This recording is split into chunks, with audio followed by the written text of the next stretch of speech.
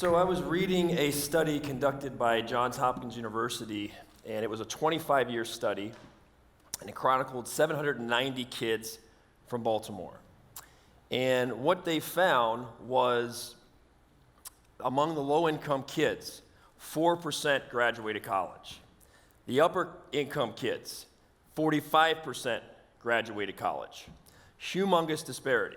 So that hit close to home for me because I happen to be from inner city Baltimore. And I attended 11 different schools in 12 years.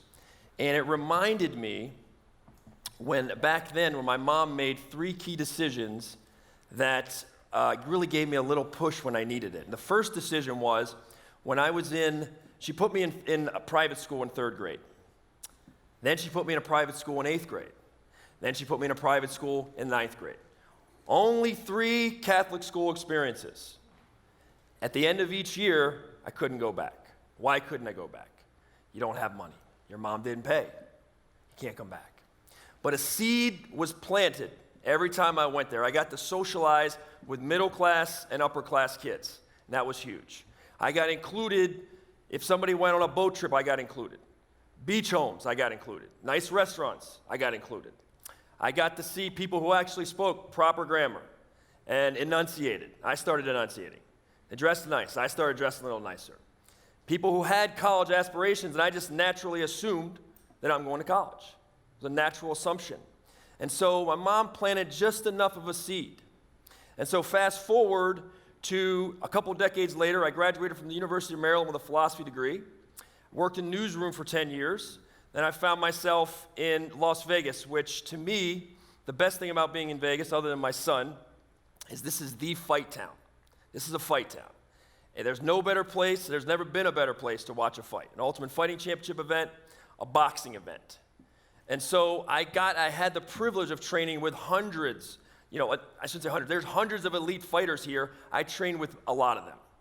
And people don't know there's a Spartan underworld here with those fighters, that people that value deprivation, sacrifice, suffering. And so after a long journey in jiu-jitsu, about 10 years, in June 2010, I received my black belt from Robert Drysdale. It was one of about less than 3,000 black belts in the world at the time, jiu-jitsu black belts. So that's a decimal of the population. When you look at the martial arts, the hardest black belt to get is the jiu-jitsu black belt, by far. Other black belts, you might be looking at 18 months, you're looking at 3 years, you're looking at 5 years. Jiu-jitsu, you're looking at 10 to 13 years. And so when you talk to top instructors, as I have, you ask them, hey, how many people stick around? How many people make it there? Say, maybe 1 in 250 who come in and train. 1 in 250. Somebody else said, no, it's closer to 1 in 300. Somebody else, no, I got 1 in 400, closer to that.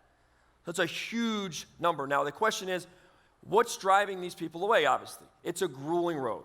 I'm not going to sugarcoat it and say it's an easy road. It's part of the reason people run to it. It's a hard road.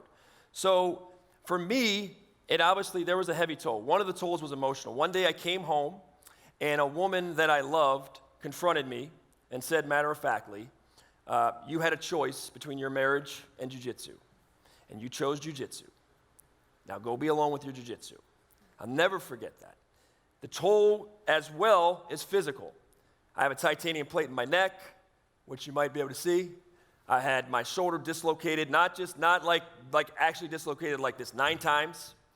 Popped my arm out here. I've been stitched here. I've had a broken nose, 5 surgeries.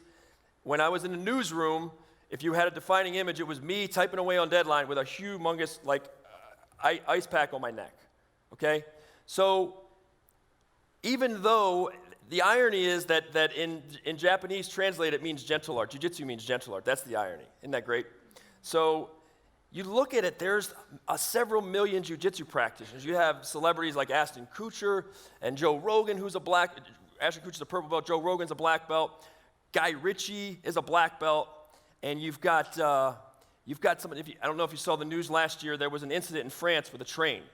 A gunman gets on there with AK-47, rounds of ammunition, opens fire, 4 Americans take him down. One of those Americans, the key American who tackles him, is in the U.S. Air Force, tackles him, chokes him out, goes before the media and says, jiu-jitsu saved my life. Probably saved other lives, right? So that's the power of this sport here. And you have a guy like, Anthony Bourdain, there's Spencer Stone. You have Anthony Bourdain, CNN's Anthony Bourdain, right? The foodie, the world famous foodie. 59 years old, gets a blue belt in jiu-jitsu, low on the totem pole. What's he say? Second greatest day of my life. Second greatest day, behind number one, birth of his daughter, okay? So here to demonstrate this highly addictive art, we have high school freshman Analynn Molina and UFC world champion Miesha Tate.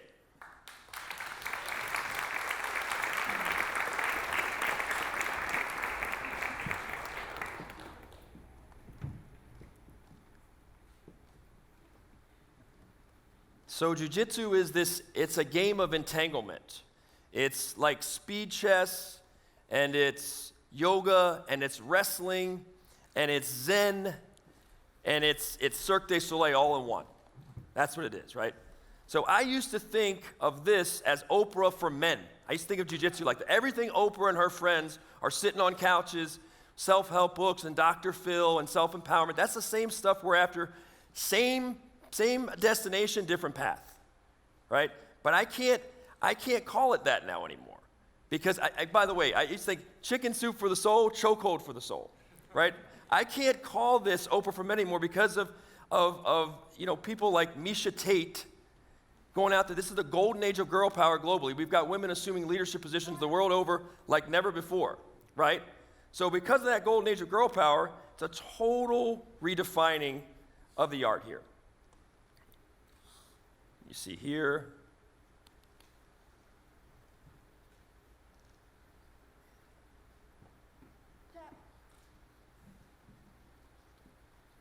So someone like Miesha Tate. Miesha Tate is a UFC champion. She just won. I don't know if some of you saw, she had a fight here recently against Holly Holm, who was unbeaten, who had defeated Ronda Rousey. Miesha's trailing 3-1 going into that final round. She's less than 2 minutes. She's going to go home. The dream's done. She's thinking, her inner dialogue is, listen, I got to risk everything. If I get knocked out here, I get knocked out. I'm going. And this is the sequence. This is the final sequence that evolved. She's trailing there. Boom. I'm watching at home. I'm like, whoa. I mean, this is just the tide just turned. Tide turned, sinks it in just like a gorilla. Bam. And that's it. And there's the moment there. You can see she stuns. I mean, she had 2 cracks at the title before, came up short, 3rd time's a charm.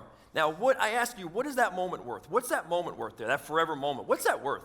You can't put a price tag on that. And that leads me into, I think of jiu-jitsu, I almost think of Andy Dufresne in Shawshank Redemption, where he's 20 years tenaciously, he's just chipping away at that wall, right? He's just chipping. And that's what I think of jiu-jitsu. I just think you're just chipping. It's a long grind. People want quick fixes. It doesn't exist. Nothing where you have that moment, it doesn't exist. So you look at, say, the origin of jiu-jitsu. Nobody knows precisely, but you're talking, this goes back to the ancient Greeks and Alexander the Great, the Buddhist monks in India, the samurai in Japan who sat on it for centuries and kept it secret. It was so powerful, it kept it secret. Now the secret's out. You got a booming jiu-jitsu renaissance now. And so the question is now, what are we going to do? We have the haves and have-nots once again. You have a United Arab Emirates where you can train jiu-jitsu for free. 30,000 kids, the government pays for it. You have some spots in Brazil, in the favelas, where those kids are so poor, and they let them train for free. But in America, you're looking at easily 100 a month, 150 a month. You could be looking at 300 a month for jiu-jitsu. It's expensive. It's getting like hockey or something like that, tennis, golf.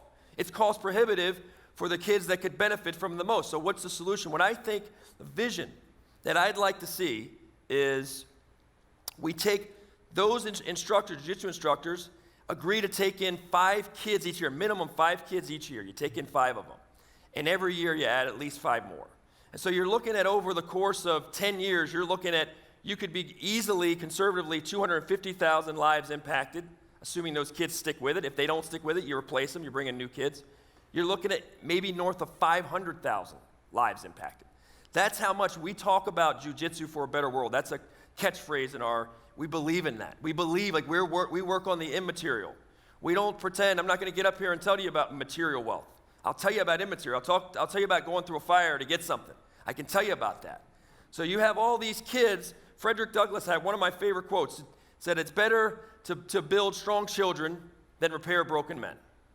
And there's a Willie Nelson lyric that I love too, similarly. to give us your tired and weak, and we will make them strong.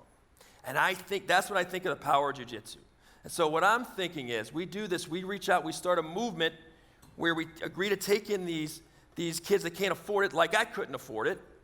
We let them, we build them up. And the thing is, if we who deal in the immaterial, we who soul sculpt for a living, if we're not going to be the ones to say, hey, helping you is its own reward. We should know that as well as anybody. Helping you is its own reward.